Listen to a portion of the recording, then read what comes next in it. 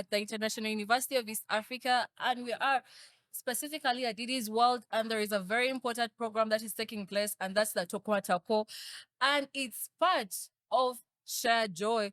I don't think I have a lot to say, but I have a beautiful panel, and I believe everyone will introduce themselves, starting with a beautiful lady. Dear, what's your name? Thank you very much. Hello, everyone. My name is Muzara Karabamilia, and I'm here on behalf of Shaje International. Thank you. Yes, please. Hello, everyone. My name is Benanakaoka, and I'm here on behalf of Share Joy. Thank you. So, in this whole panel, we only have one gentleman. Oh, wow. And he's on my left. How are you doing? I'm doing well. What's your name? My name is Lubanga Nasa, and I'm the programs director, Share Joy. Oh, cool. So, I think everyone knows who everyone is. I'm your host, Lizzo, and I'm from Sautiplus Media Hub. And today, there is a very beautiful event that's taking place. And I feel like just the title of it, Tonkwatako, is already like speaking a lot through me. But I think I should ask the gentleman to first tell us what is Tonkwatako and what's Share Joy International. Yeah. Thank you so much. Thank you so much. Share Joy International is an NGO that is dedicated promoting human rights and sustainable development. And our vision is to be at the helm of promoting justice, SDGs, dialogue, and mentorship globally. So this particular NGO, of course, we as a group of young activists, we came up with a particular campaign or program called Tonkwatako and Share. Share stands for Sexual Harassment, Exploitation, and Abuse. Okay. And mainly this program is looking at the institutions of learning for a start. So the main objective of this program is to create awareness, to create awareness about Share to 10,000 students in 20 institutions of learning by 2025. That's our first objective. And then we also look at advocating for policies. It's engaging university vice chancellors, the institution heads, engaging them on the table to disseminate and implement Share policies in these institutions. Because at the end of the day, yes, we have created awareness, but we shall need what we call the implementation of these policies. Then to take you somehow back in 2 seconds, is that Share Joy International began with an inspirational story. Okay. Story of a young man, a man who has a vision, a man who is committed to the development of his country, who has the passion when it comes to humanity and advocacy. And his name is Mhomza Brian. So Mhomza Brian, he fell a victim of sexual harassment, exploitation, and abuse. And it's through this particular lining that he said, okay, yes, I fell a victim, and I think I need to be a champion. And how can I be a champion? I think I need to start up an NGO, Share Joy. So he came and reached out to a group of young activists, because I personally am also a survivor of sexual harassment. Okay. Sexual exploitation. So he reached out to us and said, no, we can start up something. We can build a bridge that can actually help us to transfer our message to the public, because people are there, but they don't have a platform to speak up. So we need to start up an NGO that can actually give a platform to various individuals to speak up for themselves and empower them to be champions at the end of the day, creating the change. So that's when Share Joy International came up. That was in the year of 2020. Oh. Yes. So today, as you've seen, we are at the Meet, Eat and Greet. And at the Meet, Eat and Greet, mainly it's an activity under the program Tonkwatako and Share. And what's the main objective of Meet, Eat and Greet? It's to create awareness, to over 2,000 students from various institutions of learning. Okay. And of course, over 8,000 online, 2,000 on-site, as you see this by now. So others are online and they are really following up this particular event. So that's the main objective of this event. And we're having peer-to-peer interaction with the participants, guiding them about Share, telling them what is Share, what is sexual harassment, what is sexual exploitation and abuse, and also requesting them to be champions, empowering them. You can speak up.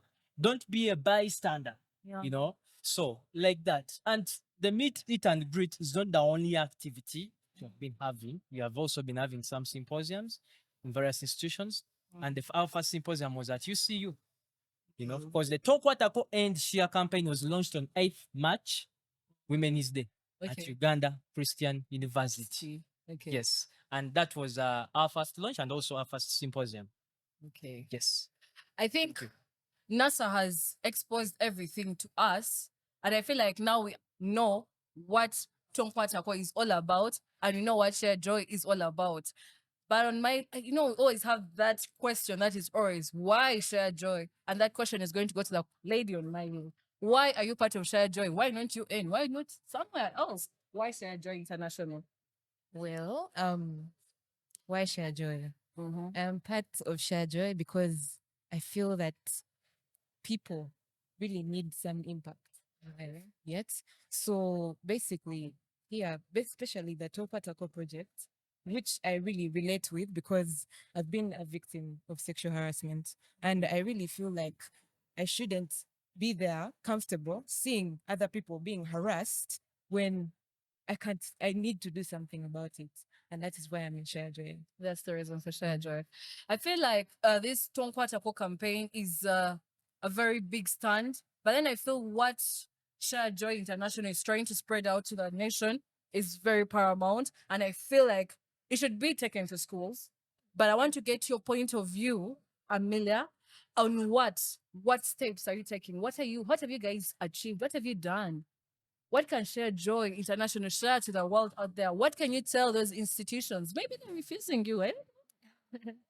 Thank you very much. As Share Joy International, we have tried to influence schools. Okay. For now, we have been targeting high schools and also different campuses. Yeah. So under the guise of a club, Okay. so that we brought it we brought it in as a way of a club so that people can be able to share stories with each other without that pressure of I have an adult over watching me, or how will I be able to tell out my story.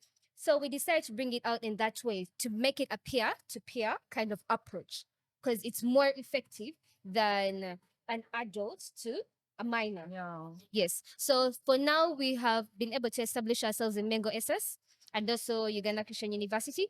But this is just the beginning, and we are moving on to go into other schools and spread this, because I believe that such issues don't just begin from when we are older. These are things that have been happening to even children who are younger, from ages of 5. I am a victim of that. At age 5, I was exposed to a man's genitalia. Yes, I was forced to touch it and feel it, and I was just 5 years old. And this has affected my life beyond anything that I could even imagine. Because now I had to learn, I had to get information that wasn't applicable for my age. You understand? And that changed me, because even then I thought it was wrong that I never went back to that place, to that house where such happened to me. So we believe that this is an issue that is affecting children from ages 5. We just see young children playing. There's this very common thing called Victor and mama, that kind of thing. And parents see it and they're like, they're just children being children. But no, we need to actually see this content and understand, why is my child, a kid who's just 5 years old, playing such games? You might think that they're seeing what you and your husband are doing, but no, it could be something more than that. There could be a danger that maybe parents have not been able to know. Because I mean, I, for one, my parents, I think probably if they get to see this podcast is when they'll know that such a thing happened to me. They've never known about it, and I've grown up to where I am without them ever knowing about it. But this experience pushed me to be able to raise a voice, to speak out, because for a moment I thought I was alone in this, but with everything that kept happening, and thanks to Share Joy, of course, I was able to be given a voice, to air out my grievances, what I've been going through, only to find out that, what, I'm actually not alone in this struggle. And I believe when we do that and we expose more and more of Share Joy into our different communities, into the schools, even primary schools, even lower than that, if possible, we can eradicate this problem from when it is still, at the beginning stage. Because what these people don't realize is that what happened to a child this person can go up to do the same exact thing to someone else, which is not okay, and we need to end it. We need to end share now. Okay. Yes. Oh wow, guys, I'm overwhelming with information. I didn't know like a young girl could be affected like age 5. Yes, age 5. Guys, it's the whole point of this podcast is for us to learn, experience, and share. Tonkwatako is happening everywhere. We're having different issues arising from different statuses, places, and please, Tonkwatako. But I have a very important question I have to ask this gentleman. He mentioned some catchy phrase. He mentioned that he's a victim. I don't like saying victim because I feel like he's a survivor. So if we have a survivor, and I'm even just like, how come a man is a survivor of sexual harassment? Like, I'm blue, and I believe there are very many people who are blue about this because society tends to think that it's only women, but no, we have a man who is a survivor for this. So what's your advice to the community out there about this? Because most of them feel like this sexual harassment, sexual exploitation only comes to women and ladies, not men. So speak out for those men out there. Say something. Yeah, thank you. My message to the young men there, if you really love your country and if you are really loving with humanity, stand up and speak up. Because you speaking up, you will be giving hope. That one person who is a victim down there and is fearing to also speak up. You know, being a victim is not a crime. You know, but in other words, it's I don't know, but being a survivor, just call it like an opportunity to rise up and speak for those who are down there that they can't speak for themselves. You know, so we need to be champions because tomorrow it will be your son, tomorrow it will be your lady. Because now this campaign, this program is two-way, both are the males and the females. You know, and the story of Mohomza, my story, shows that also the men are being actually affected in it. And this is a serious matter, a very, very serious matter. So please rise up and speak up. There is this saying that goes that a man has to be hard guy. Yeah, hard guy. Be hard guy. Yeah, hard guy. How can you be sexually abused? You know, but it's real. It happens, and most of the men are there. They decide to stay silent because of that particular lining that a man is a man, that men are built differently. No, you're also a human. And at the end of the day, that's why we are ending up seeing some people in depression, you know, because they can't speak up. We made a survey at Uganda Christian University, you know, and it was over 45%, Okay. you know, 45% of the males were victims of sexual harassment. Those ones. But when asked a question that yes, you were a victim, did you report to the authorities? You know, and you find out that on 100%, let me say on 100%, only 2% reported. What does that show? That shows that men have that particular lining within them that the public tries to bring in, that you are supposed to be a hard guy, top G. I was the meaning of top G. Top G. No, we just need to rise up and speak up for ourselves. And my other message to our leaders down there is that please try as much as possible to come up with a specific law on sexual harassment, exploitation, and abuse, or the sexual offenses. Recently, a bill was brought to Parliament. I don't know that it's being discussed for now, you know, but we need that specific law. Yes, we have rape in the Penal Code Act, but you know, the world is changing. Yeah. There is technology. There is what. So I say I would like to have that particular act with you on WhatsApp. How will I be taken? You know, to maybe to the law, so on and so forth. So we need a particular what we call a Sexual Offences Act, specific law, on the sexual offences. But my message: speak up. Your voice matters. Nessa said it all, guys. Men out there, speak out. Speak out. Sexual harassment, assault, anything doesn't need you to become a man. At times, you need to rise up and say something. So my last question will go to the lady, Amelia. You know, there is something that happens always. Like, you know, when you're walking down the streets as a lady and you're walking, and then they'd be like, because you're wearing something short, honestly, you're wearing damages or something, and they'd be like, you know, they're grabbing you, they're hitting your ass, they're spanking you, and they're doing all this. Yes. What's your say on that? That is what would term as sexual harassment to the fullest. In fact, because my dressing is not an invitation to you to hit on me or try other words. You know, people have this motive of, I mean, look at the way she was dressed. She's literally calling for it. The way I dress is not trying to tell you, you know what? Go ahead. I'm here. I'm available. You know, pick me up. I mean, if you're trying to do that, I am certain, I'm sure there are people who give out those services and, you know, they have their hours. But the way someone dresses should not really dictate or make it a point for someone to actually, you know, think that that's them trying to say yes to it. And also another thing I've realized is that, you know, right now the age we are in, of course, people are going to have this tendency of, I mean, she's an adult. She Yeah. definitely knew what she was getting herself into, and that whole narrative. People, you need to understand that you have to ask for consent before touching someone or doing anything, or even just mere talking to them. You understand? Because not everyone is, you know, open like that. No. That's the first thing.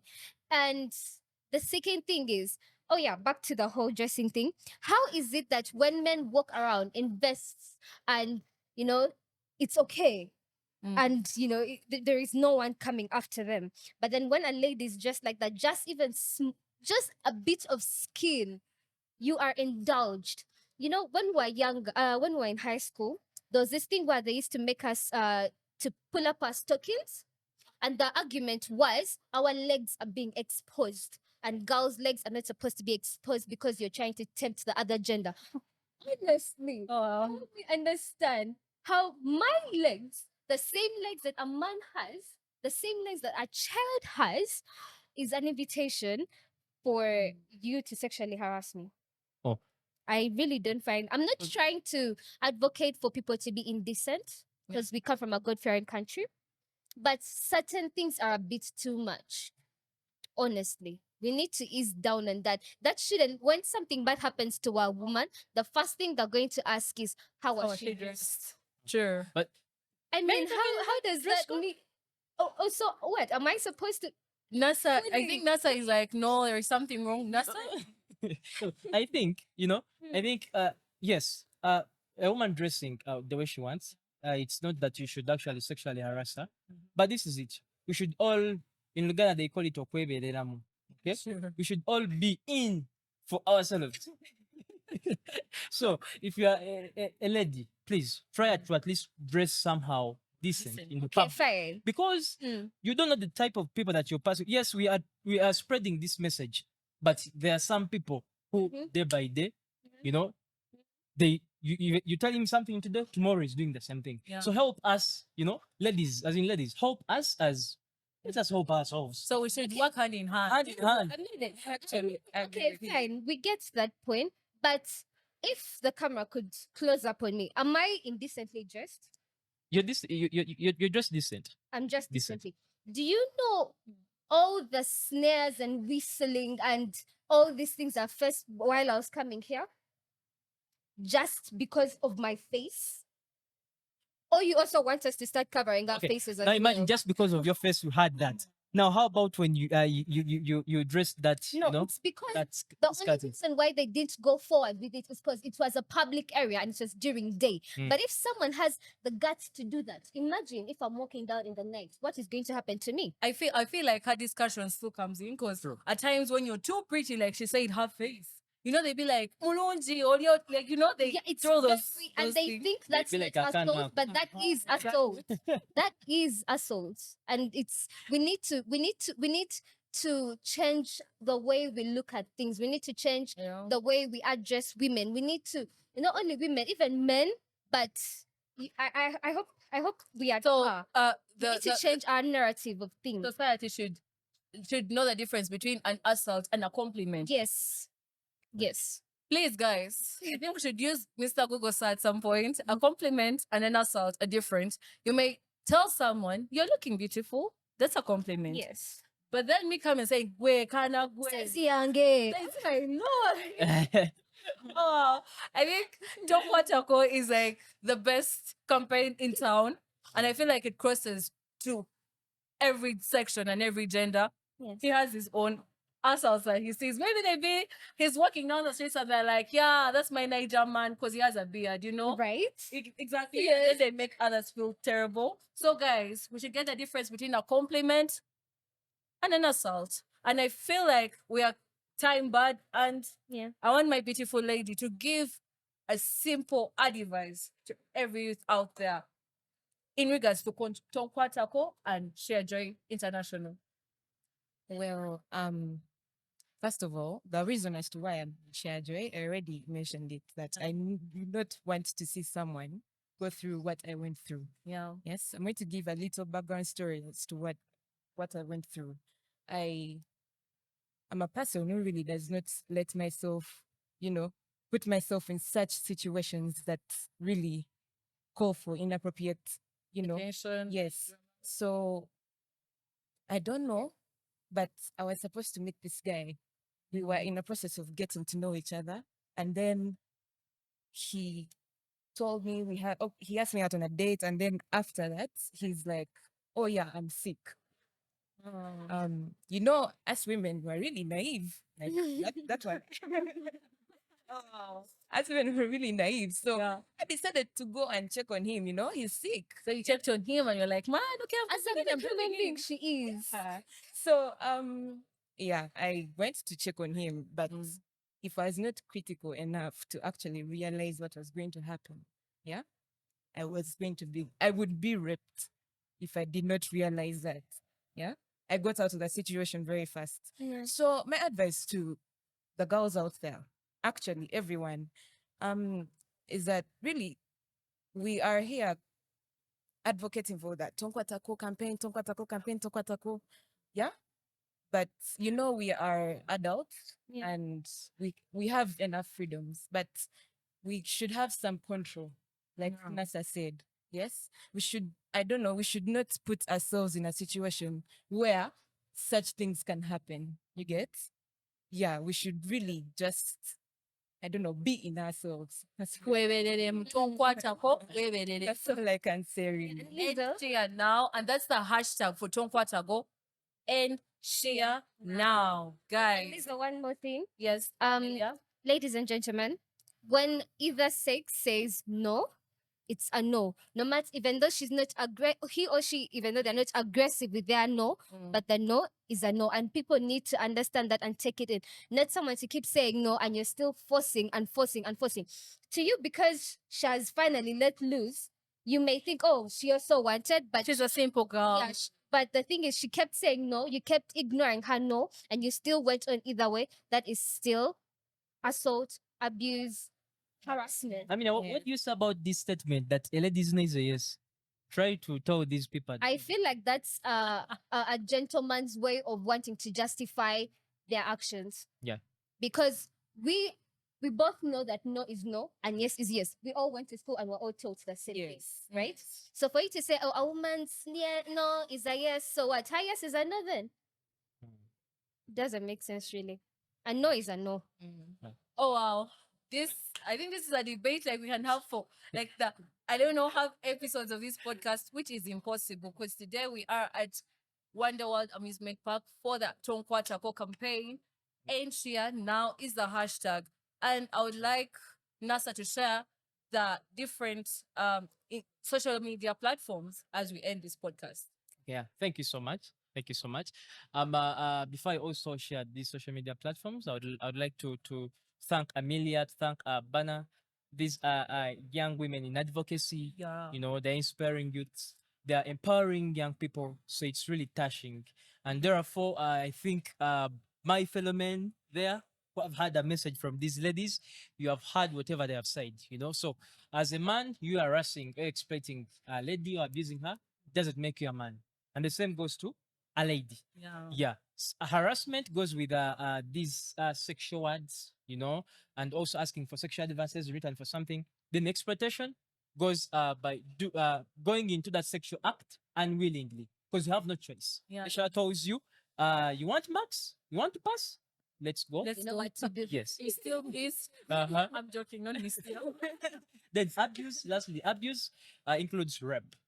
Yes, it includes rape and others. So let's be in there for ourselves and we can make this. I would like to thank Reach A Hand Uganda, Okay. Reach Thank A you. Hand Uganda, and the Sautiplus Media team. Thank you. Thank you so much for reaching out to this type of advocacy. Thank you so much. We are grateful. The message has been spread all over. And from the start, Reach A Hand Uganda has been there for us. You know, they have provided support in terms of the media, the advocacy, mentoring us. You know, because now we are young people Yeah, in sure. advocacy. You know, and you have also been mentoring us. So I also take you as a mentor. Oh, wow. So we thank you so much. We thank you so much. On Twitter, it's at ShareJoy Uganda, Instagram ShareJoy International. The hashtag remains and share. Here now. Now. Guys, Tonkwatako in any way, school, home, on the streets, in the car, in the taxi park, down there, you're in the garden, please. Whoa. School is critical. Tonkwatako. Downtown. Downtown. Guys, assault, auntie, all those are assaults, and those are all different kinds of harassments. But it is the Tonkwatako campaign, and it's being the fosters of this is Share Joy International. Please, they've shared up different social media platforms. Let's go follow up. Let's go check out. These are the things that us, the youths, the young people, we need to have that information. Information is power. I'll always say that because when you're informed, you can, it's on 100%, you'll make 1% of a mistake. It's very hard. So guys, it has been a blessed day hosting this beautiful and intelligent man in this podcast. And I'll remind you again, Tonkwatako, it is Sautiplus Media Hub, and I've been your host, Lizzo, for this podcast.